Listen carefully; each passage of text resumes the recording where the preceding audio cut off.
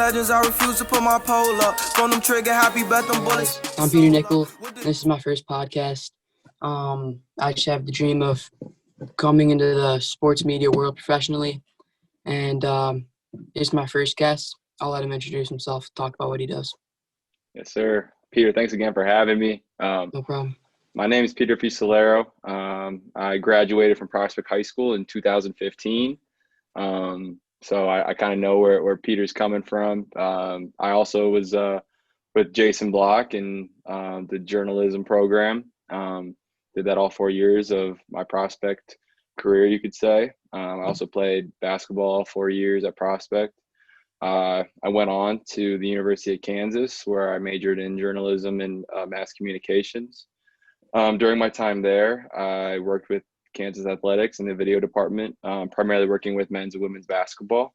And kind of during that process, though, I kind of knew that basketball had always been my passion, obviously playing it from back in high school and since I was a little kid. And I always used, the media side of things to be around the game at a high level and to really learn. So I kind of transitioned from more so the journalism media side of things to coaching. So last year I was a graduate assistant at the University of Illinois, Chicago. And then my head coach from UIC took an assistant coaching position at the University of Georgia, and he asked me to come with him. So now I'm in my second year of being a graduate assistant. So it's been a journey for sure. Maybe not the most traditional route to get into coaching, but really thankful for the foundation I had, especially back in Mount Prospect, and just thankful to be here. Yes, sir. I like that Mount Prospect represent. Yes, sir. All right. I'm going to be asking you some questions so everyone can just get to know you a little bit more. Mm-hmm. So, we know you went to the University of Kansas. What made you want to go there? Like, what was special about it? Yeah. So when I was with the Prospector, we would go on these national conventions, and at these conventions, there'd be a ton of booths set up from different colleges.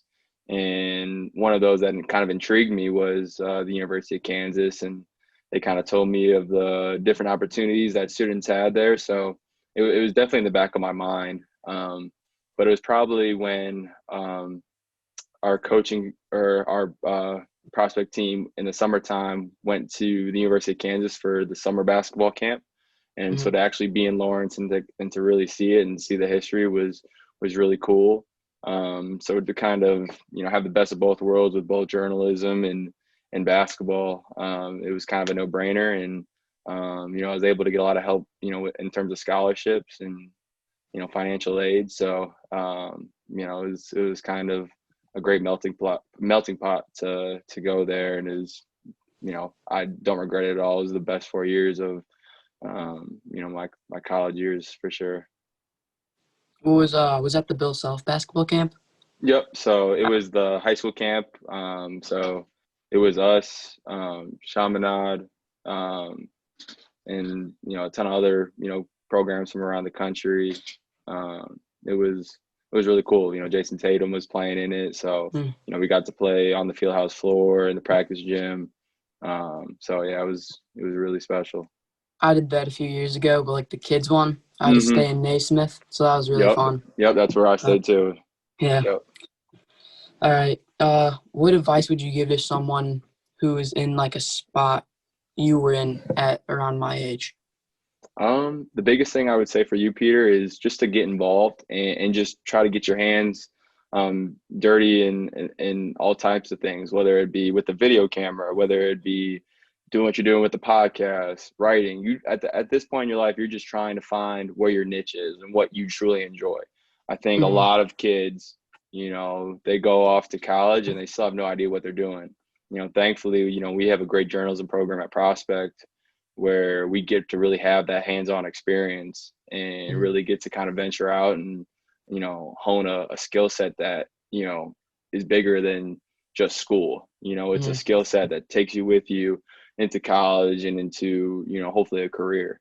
I would just say also is just continue to build relationships. Like within media, it's all about relationship building. If you look at some of the big names, Chris Broussard, Adrian Wojnarowski, Stephen A. Smith. Not only are those guys very knowledgeable within their craft, but they're highly connected. Obviously Yeah. they had to work their way up, but I'm sure they had to meet the right people to put them in positions to where they are. And that's Hmm. kind of how I was able to move up the ranks. Was not only did I do the prospector, but I tried to venture out and did video work with a Nike travel basketball team. Did some stuff with Nike in Chicago. The McDonald's All-American game was in Chicago. I tried to get a press pass to that. So I would say not only doing, obviously, I think make the prospector definitely a priority, but also try and venture out and, get great experience. I think, Mr. Block definitely would support that. And I know he was very supportive of me. So that's the two things, would just to keep trying new things within the media realm and, continue to build relationships, and don't be afraid to talk to anybody, because you never know, how that person can help you, 5-10 years down the line. Yeah. All right. Who were like few people who, for this journey of yours, have been really like your biggest influencers and helped you like get through this all? Yeah, I would say, a big one is John Camardella, who teaches world religions at Prospect, and was also my varsity basketball coach. Um, he not only taught me about what it meant to be a great basketball player, but how to be a great person and great teammate, off Hmm. the court. He's instilled a lot of life lessons in me that I carry with me to this day. And I, hold with me when I'm, having conversations with other people or trying to help other people. He's been pivotal in that. Obviously Mr. Block was big and helping me kind of hone my skill set and really instill confidence in me throughout my high school journey. I think, it's fair to say those two were really big, as far as prospect goes. When I was at UIC last year, I think obviously Coach McLean, who believed in me, brought me here to Georgia, has been really big. He saw how the early mornings I was there, and just really believed in me and gave me an opportunity, Hmm. especially for somebody that wasn't a manager or a former player. He gave me a real shot. D Brown, who was also an assistant coach at University of Illinois Chicago. He famously played for that Fighting Illini team. Back in, if you remember, I don't know, you might be a little too young, but it was I've like heard of Darren it. Williams. Yeah, and they went and played the Final Four. But D Brown has kind of been, a really close mentor who's helped me understand player development, understanding how to be extremely organized within this profession. Just how to work hard and be really efficient. So, there's been a number of people, a number of coaches, a number of, whether it be family, friends, mentors, everyone's, played a big role in my life, to get me to where I am today. The term, I think, self-made, me Yeah. personally, I mean, yeah, you have to work hard and you have to, control what you can control, but, you got to have, the right people in your life to help you. Hmm. So those have been, some really influential people so far, and definitely my parents, my family Yeah. Yeah. too, For sure. is really big. Hmm. All right. What age like were you around when you wanted to be in the sports managing and sports media world? Yeah, probably when I got, my freshman year of high school. At this point, I was kind of overweight my freshman year, and the same height that I am at this day, like 5'10", 5'11". So I'm like, all right, well, maybe it's not the most realistic thing to, play college basketball or play, in the NBA. So Hmm. I'm like, oh, well, I need a backup plan. So that's when I kind of, had a heavy interest in media and just being around, just being connected to the game of basketball. So it was probably around my freshman year for sure. And then like figuring out I wanted to do coaching was probably like maybe sophomore, probably like sophomore, junior year.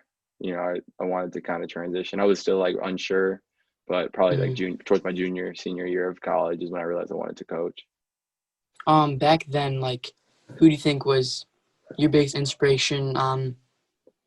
Like, what made you want to do that? Kind of like Stephen A. Smith. Did you have anyone special like that? As far as like doing the media, doing the Hmm. journalism kind of thing. Yeah.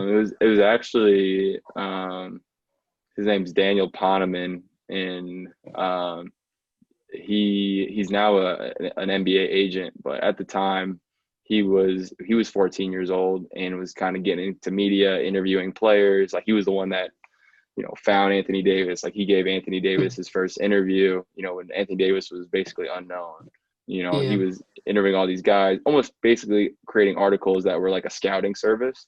And so Mm-hmm. he was doing this at like 14. So Dan's probably 5 years older than me, but I was able to see, and he's a local Evanston kid, and was starting to get a lot of notoriety, and was known for being so well connected in college basketball with these coaches because they were all coming to him, to ask about all these players. So Dan was somebody that kind of I looked up to. He wasn't the biggest name, but he was someone really big in our area. And I'm like, I kind of want to be like Dan P, because same thing, unconventional route, but was still kind of putting his footprint within the media, basketball realm. So he's somebody I looked up to for sure from the media side of things. I'm pretty sure I'm right. You look up a lot to Eric Spoelstra now, right? Yep, definitely. Eric Spoelstra is the only Filipino coach in the NBA, or only head coach in the NBA that's Filipino, to be even more specific. So, yeah, I definitely look up to him a ton. He was also born in Evanston Hospital, where I was born. So it's kind That's of crazy. a funny coincidence. I didn't even know that. Yeah. So, he's a big inspiration to me. Took the video coordinator route after he got done playing. So, to work for him in the future would be like a dream come true. Just seeing somebody who looks like you, I think that's just is inspiration for sure. Yeah, yeah. So probably around like high school time when you were doing your thing with Nike and like Mac Urban Fire, right? Mm-hmm. Who probably around then, who were like your 3 favorite athletes you met and like the funnest to be around, just like your favorite guys? During Mac Irvin? Or just like any time, but I know you met a lot of guys back then, so. Yeah. There's so many. I was very lucky with, the groups that I had from, with Mac Irvin, when there was Jalen Brunson, Jahlil Okafor, to Kansas, with Devontae Graham, Malik Newman, Svi Mikhailou, Udoka Azubuike, all those guys were awesome. To my UIC guys, Jamie, Rob, all those guys, and to now with the players that I have with, get to be around every day, Tumani, Xavier, everybody. Like it's been a blessing. Some of my, people I got to really get close with was obviously Jalen Brunson. He's from Stevenson. I was riding with him a lot, when, especially when he joined Mac Irvin, like, 2 kids from the suburbs we were primarily with the city team. So, being able to kind of tag along with him was really special. We travel everywhere, Vegas, South Carolina. Obviously, developed a really good relationship with Devontae at Kansas. I was with him all the time. And then another guy, Evan Turner, who played for Ohio State, was the second pick in the draft. ET and I got close through a mutual friend. And, he's taking care of me for sure. Let me come in to help him work out, take me out to dinner just to talk. And, he's always been a kind-hearted soul. So, those 3 have definitely been, 3 people that stand out, and they're just good people. They're good people. They work extremely hard.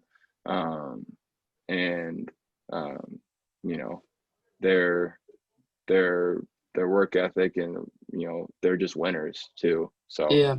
those are the kind of 3 that, have really made a big impact on my life for sure.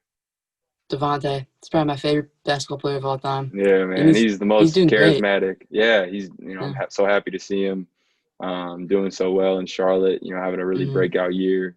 I'm really excited to kind of see how him and LaMelo, obviously I think LaMelo is a great passer. He wants to get off the ball first, and we've seen it with Devontae and Frank. Like Devontae's fine with being off the ball and being that catch and shoot guy. He's not afraid to let it fly from 3. So I think it'll be a good dynamic for sure. It'll be interesting. All-Star season coming up this year for Devontae. I think so too. He's due. Yeah. He's due for sure. Yeah. All right. So You're at Georgia now. You're at Yep. UIC before, in Kansas before Mhm. that. I know like Allen Fieldhouse is a very historic place, like Mhm. with loudest indoor arena in the world. Mhm. Um, of all the conferences you've been a part of, what's like your favorite place, favorite stadium that you've been at? Like, what makes it so special? I mean, I'm biased. I would definitely Yeah, say I've never seen anything like Allen Fieldhouse, especially with the student section. You yeah, know, there might be a ton of uh, you know, gyms that got 20,000, but there's nothing like even though it's only 16,000 in Allen Fieldhouse, mm, it's always rocking. yeah, It's there's nothing like it. To yeah, see those guys go crazy and to have that privilege of just being on the floor, just seeing it firsthand. I got goosebumps every single time. So yeah, man, I would definitely say Allen Fieldhouse is up there, but it's been Stegeman Coliseum at Georgia. Especially I'm just hearing last year when Anthony Edwards was here. oh yeah, 11,000 sold out. Here. So I'm excited. Obviously, when COVID kind of goes down to see this place going, I think it's be special. We were at Memphis last year when I was with UIC, and that was a really crazy environment. Especially when it was James Wiseman and all those yeah. guys. So that was another, you know, crazy gym for sure. But yeah, those are probably like my top three that I've seen: Allen Fieldhouse, Memphis, and then obviously here. Allen Fieldhouse, you're deaf after those games. Deaf, man. You see all the little babies with the headphones on and Headphones the on, yeah, yeah. in the That's hilarious. earplugs. Mm. Yep. All right, well, I really appreciate having you on. Yes, It's sir, been Peter. good Thanks having you for you. having So, me, bro. I'm yes, excited sir. to see your journey, man, and Thank see you. you progress and get better. Hopefully, Mr. Block picks you as a sports editor and he sees you rolling, man. But if you need anything from me, feel free to give me a call, text, whenever, man. I'll be happy to help, bro. All right, thank you. Perfect, Peter.